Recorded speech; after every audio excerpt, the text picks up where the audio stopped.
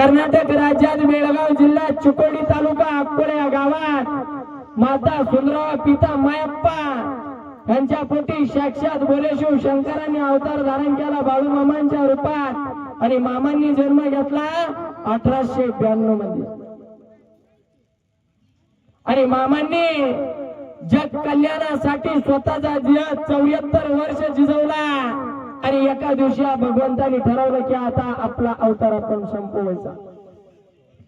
मग कुठं जन्म जरी या भगवंतांनी कर्नाटक राज्यात घेतला का नाही, पण या सृष्टीच्या मालकाने आपल्या महाराष्ट्राच्या पुण्यभूमीवरती कोल्हापूर जिल्ह्यात बुधगड तालुका आदमापूर या गावात मरगोबाईच्या मंदिरात या भगवंतांनी अशी संजीवनी समाधी घेतली 1966 साली।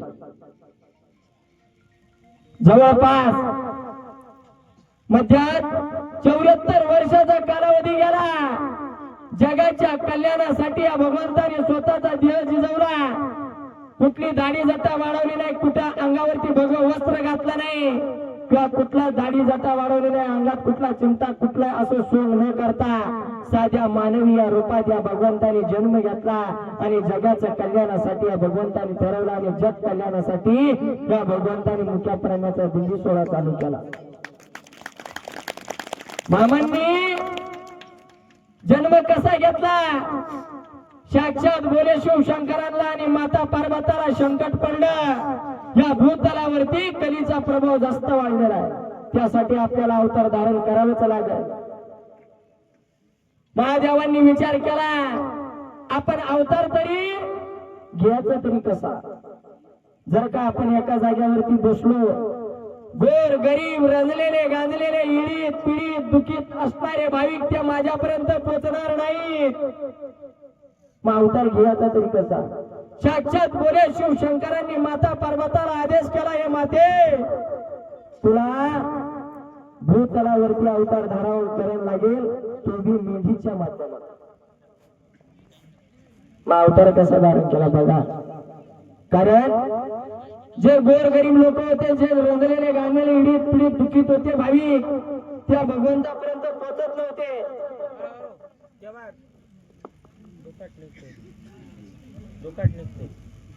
त्या भगवंतांनी साक्षात बोले शिव शंकरांनी माता पार्वतीला आदेश केला, माते तुला मेंढीच्या माध्यमातून अवतार धारण करावा लागेल।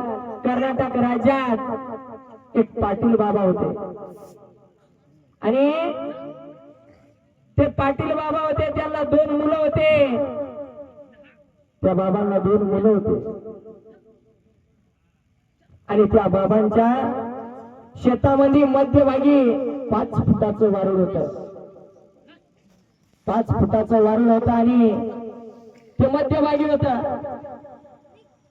ते बाबा ज्या वेळेस त्या शेतात गेल्यानंतर त्या वारुळापाशी जात असायचे ना, त्या बाबांना वारुळातून चक्क गाठी घुंगरांचा आवाज ऐकायला येत असायचा आणि त्या मुलांनी विचार केला की हे वारुळ मध्यभागी आहे, वर्षाच्या काठीला आपलं जे काय माप धान्य बुडीत होत असतं आपण ते बुडू द्यायचं नाही, त्याला आपण तोडून टाकायचं।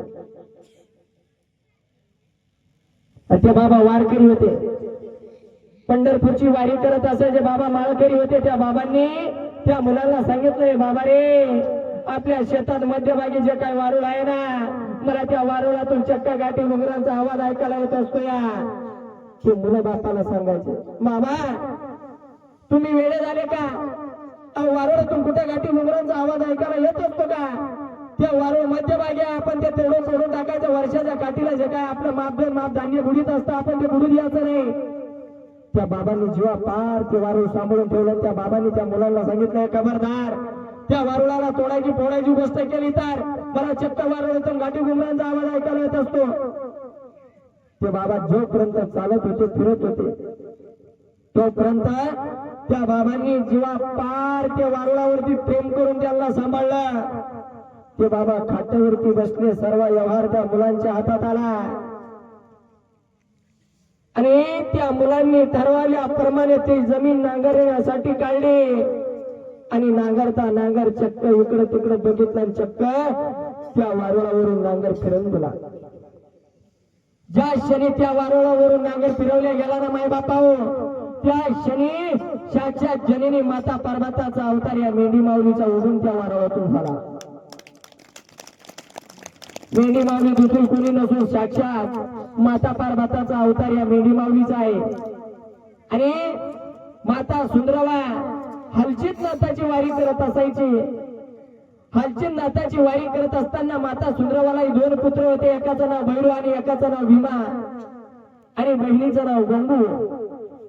हलचित नाथाची वारी करत असताना माता सुंदरवाने देवाला साकडं टाकलं, देवा माझ्या पोटी मला दोन पुत्र दिले तरी मला आनंद नाही. मला न दारू पिणारा न मटण खाणारा माझ्या पोटी असा पुत्र घाल गुंडा, त्याचा त्रिलोक्यात लागला पाहिजे. ज्यांना साक्षात देवा तू जरी माझ्या पोटी जन्माला आला तरी चालत. त्या मातेचं घराने या भगवंताने ऐकलं आणि साक्षात बोले शिवशंकरांनी अवतार धारण केला. त्या मातेच्या कुशातून बाळूमामांच्या रूपात जन्माला आले. आणि ज्या वेळेस हा भगवंत जन्माला आला ना माय बापा, त्या भगवंताच्या मुकुटावरती केसवची पोळू सारे गावकरी चकित झाल्या आणि साऱ्या गावात साखर वाटण्यात आली. जे काय मायाप्पाजी आणि माता सुंदरावच्या पोटी जे काय बाळ जन्माला आलं ना ते साधू सुद्धा बाळ नाही. पण बघा अनेक संत माई बापा जन्माला येऊन गेले. प्रत्येक संत जन्माला येऊन गेले. तुकाराम महाराजांच्या गाथा पाण्यात फेकल्या. अनेक संतांनी त्रास भोगला की नाही भोगला? मग आपण विचार करा, आपल्यावरती सुख दुःख हे गाड्या येणारच. देवाला चुकलं नाही. या भगवंताने चंदूलाल शेटजींच्या घरात चाकरी केली. फुटक्या ताटात जेवण केलं. गायच्या घोट्यात मामा झोपले. का? कारण देवाचे कर्म देवाला चुकले नाही तर आपलं कर्म आपल्याला चुकणार नाही. देवांना सुद्धा देवांचे कर्म चुकले नाहीत माय बापा. आणि चढा उतारीचा भाग आपल्याला येणारच. पण त्याच्यात मामांनी सांगितलेलं आहे, जो मला हाय म्हणल मी त्याच्यासाठी हाय आणि जो मला नाही म्हणल का नाही मी त्याच्यासाठी कधीही नाही. विचार करा, तो खोटं नाटक किंवा पोट भरायचा धंदा असता का ना माय बापा. भगवंतांनी समाधी घेतली त्यावेळेस भक्त आणि भक्त मामांनी समाधी कधी घेतली? 1966 मध्ये. आज किती चालू आहे? 2026 चालू झाला. 57-58 वर्षाच्या वरती कालावधी झाला. ज्या वेळेस या भगवंतांनी समाधी घेतली त्यावेळेस फक्त आणि फक्त 1200 मेंढर होती. आज जवळपास या भगवंतांनी सांगेल काय होतं समाधी घेताना किती आहे होती मेंढर? 1200. अंगाईनी लावीला इतकाच रोप पण त्याचा वेदू गेला आज गगनावर. साक्षात आज या भगवंताची लक्ष्मी सांगायला गेलं तर महाराष्ट्रात नाही तर इतर राज्यात सुद्धा या भगवंताच्या अशा 18 ठिकाणी 18 दिंडी सोहळे जसे आपल्या गावात आलेले आहेत असे दिंडी सोहळे 12 महिन्यात 13 काळ परिभ्रमण करत असतात. आणि जवळपास या भगवंताची लक्ष्मी मेंढी माऊली सांगायला गेलं तर 40 तर 45-50 हजार या भगवंताची मेंढी माऊली जगभरात फिरत आहे. ही ताकद कोणाची आहे? कोणाची आहे? आपली. मामा म्हणतात ज्यावेळेस समाधी घेतली का रे त्यावेळेस मामांचं लक्ष्मी मेंढी माऊली कोणी सांभाळत नव्हतं माई बापा. निर्जीव असलेल्या दगडाने सुद्धा मामांची मेंढी माऊली एक दिवस चालून आणलेली आहे. कशी आणली असं? अहो संतांना निर्जीव काय आणि सजीव काय एकच असते. ती दगड जशी जशी उड्या मारत असायची तसे ती मेंढी माऊली ओळख असायची. भीमा नावाच्या कुत्र्यानं मुख्या कुत्र्यानं सुद्धा मामांची मेंढर चालून आणली. पार्वती नावाच्या गाढवानं मामांची मेंढी माऊली चालून आणली.